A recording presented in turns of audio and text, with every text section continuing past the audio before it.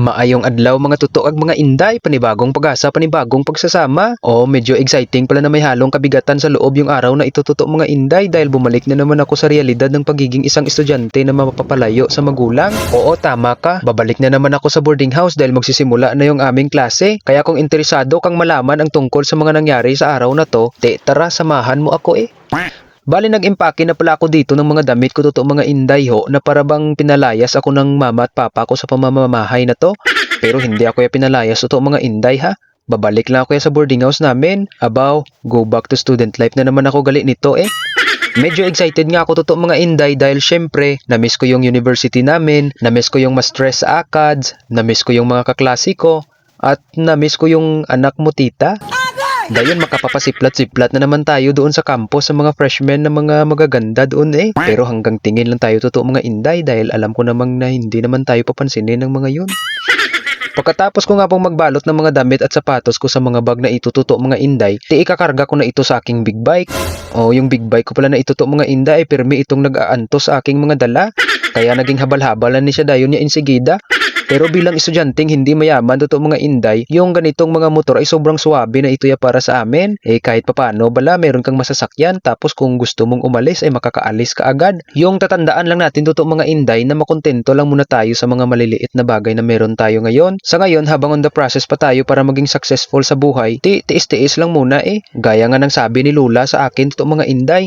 Hindi ka magsantos kung hindi ka magantos. Amo nang aantusin lang muna natin ang kahirapan to mga inday at magsusumikap tayo para mas higit pa yung maaabot natin balang araw. Dito ay nakaligo na ako totoo mga inday. Noong tumingin ako dito sa inyo ho, abaw na realize ko na kahit pala na maligo ako, ang pangit ko pa rin. Dayon sinuot ko na dito yung helmet ko totoo mga inday. Ara, gatigidig-tigidig. Gamo na yung helmet ko to mga inday kay tatak zebra da ano.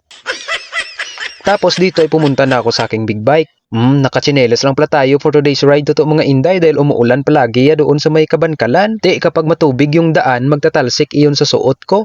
Kung magsasapatos ako, pagdating ko sa boarding house, basa yung sapatos ko eh. Tapos sumakay na ako sa aking big bike. Medyo marami nga tayong dala dito ngayon totoo mga inday dahil lahat talaga ng mga gamit ko sa boarding house noong pagsara ng pasukan ay dinala ko dito sa bahay. Pati yung higaan ko dito kaya dapat nadandahan lang tayo sa pagbiyahe mamaya. Syempre bago tayo babiyahe ya totoo mga inday, magpipray muna tayo ya kay Lord. Hihingi tayo ya ng protection at gabay sa biyahe natin para makakarating tayo sa ating paruroonan na safe.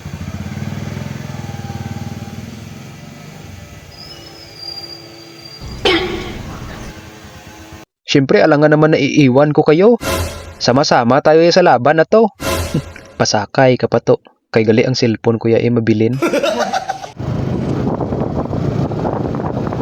Malayo po talaga yung bahay namin sa paaralan namin totoo mga inday. Minsan naghahapdi na gani yung buli ko sa kakaupo sa aking big bike sa tuwing babiyahe ako. Dahil maliban na sa mabagal itong big bike ko, ang haba-haba pa yan ang biyahihin ko.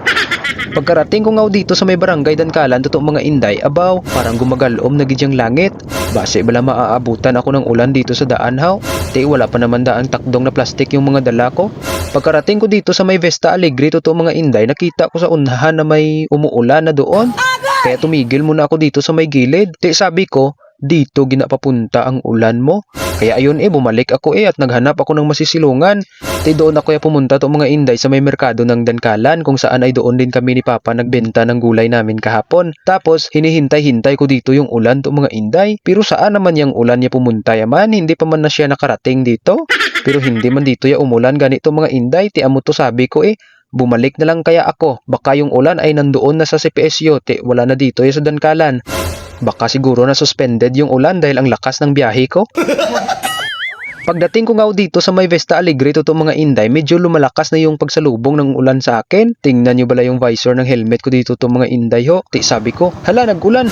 Ayun, bumalik na naman ako ulit Pero dito na ako sumilong to mga inday sa may AJ Motorcycle Parts ho. Malapit lang ito sa may Vesta Alegre. Medyo malayo na kasi yung merkado ng Dankalan kung babalikin ko pa. Maya-maya pa dito to mga inday, abaw lumakas gid man tuod yung ulan dito. Sabi ko, abaw maayo lang gid kay talagang bumalik ako at nagpasilong ba. Tani nabasa pa yung mga dala ko. Maya-maya pa to mga inday ay sumilak na yung araw. Amo to nagpatuloy na naman ako sa pagbiyahe. Pagkarating ko nga dito sa may lungsod ng Kabankalan to mga inday, huminto muna ako dito sa may gilid tapos bumaba ako dahil kakain sana ako ng fruit salad dito sa may gym manggahan. Sobrang nasarapan kasi ako tuminday sa mga fruit salad nila dito. Kaso naalala ko, ay wala pala akong pera dito. Di maalas gid ito. Ati bumiyahe na lang ako ya ulit to mga inday. Dumiretso na lang ako sa may land bank ATM machine. At dahil nauumol ako dahil wala akong pera kanina kaya hindi ako nakakain ng fruit salad. Nag-withdraw na lang ako ng pambayad ng boarding house kag allowance ko Pagkatapos ko nga mag-withdraw dito to mga inday ay maghahanap muna tayo ng makakainan. Gusto ko sanang mag-Rosalinos dito to mga inday kaso kay kapos man pala ako sa pera. Kaya ayun pumunta na ako dito sa may Remarnik Eatery Madalas dito talaga ako kumakain to mga inday dahil nasasarapan ako sa mga luto nila. Tapos mura pa dito. Dayon magaganda pag yung mga nagtitinda dito. Dito na lang muna tayo kakain to mga inday para mas makasave tayo. Kailangan nating mag-budget ngayong semana na ito to mga inday. Pagkatapos ko nga pong kumain dito to mga inday ay nagpatuloy naman ako sa aking biyahe. Dire-diretso na gid ito ya patungong si PSU ya ang biyahe ko to mga inday dahil baka maulan na naman ako ulit. Abaw, noong paglampas ko sa overflow at malapit na ako sa may barangay Urong dito to mga inday, nakita ko na makapal yung ulan sa malayo. Pero alam ko na papunta yan dito. Kaya medyo binilisan ko yung pagpapatakbo ko kahit na sa totoo ay mabagal pa rin yung motor ko. Hanggang sa nakarating na nga ako dito sa may ulalod to mga inday, yung ulan ay ang kapal ng mukha sa malayo. Abaw ara gid sa uringaw ang ulan to mga inday. Nag-overthink ako kung saan ako pwedeng sisilong. Ay buti na lang gani kay medyo malapad yung harapan ng tindahan dito sa may florist store. Ayun, nakapasilong ako Shoutout nga po pala sa may-ari ng store na ito. Mga followers ko din pala sila to mga inday at nakilala ako nila doon nung sumilong ako. Medyo natagalan pala ako dito sa pagsisilong to mga inday dahil ang haba-haba ng pagbuhos ng ulan dito. Ang tagal man itong madula ng ang ulan na ito na yaman. Sino ba kasi yung kumakanta dyan? Bakit ang tagal matapos ng ulan na ito? Daw kanina pa ako ginainto ng ulan na ito yahaw. Ay, salamat, naghulaw gid man dito yung ulan to mga inday. Nagpatuloy naman ako sa aking biyahe Bahala na may kaunting ulan pa dito sinulay ko pa rin kay kaunti lang naman, hindi naman ako mababasa nito. Hasta nga nakarating na gid ako dito sa aming boarding house to mga inday. Hay nako, na-stress ako sa biyahe ko. Dayon gindiskarga ko na yung mga karga ko galing sa motor to mga inday. Tapos nang hanger ako muna dito ng mga damit ko dito na hindi pa masyadong natuyo. Nasayang nga dito yung humahalimuyak na amoy na patalastas ni Pia Wurtzbach sa Downy Antibac dahil naging amoy kulob yung damit ko dahil hindi na inita ng araw. Dito pagpasok ko nga ng room namin to mga inday ay sobrang gulo ng pwesto ko. Ayun nanglinis muna ako 2 buwan kasi na hindi na uwian itong room namin to mga inday kaya nadagdagan lalo yung mga senior citizen na mga alikabok dito. Nilinis ko yung ilalim ng higaan ko dito to mga inday, pati yung ilalim ng higaan ng katabi ko dito. Itong room namin to mga inday, amoy alikabok na ito. Kaya pag makatime nga kami ay maggi-general cleaning kami dito Sumasakit kasi yung ilong ko pag nakakaamoy ako ng mga alikabok. Agay, gaungot man ang tamtak sa tikod ko ba? Abaw, sobrang dami pala ng dumi dito sa aming room to mga inday. Para na-expose gid ang mga dumi sa room mo Pero nilinis ko naman ito lahat Tapos inayos ko na dito yung higaan ko to mga inday at naglagay na ako ng kurtina. Ewan ko ba kung bakit may talagang kurtina yon sa mga double deck natin Syempre for privacy ko Mahirap nang makikita nila na natutulog akong tumutulo ang laway ko.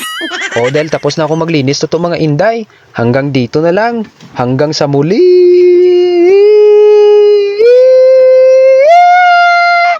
Bye-bye. Ingat!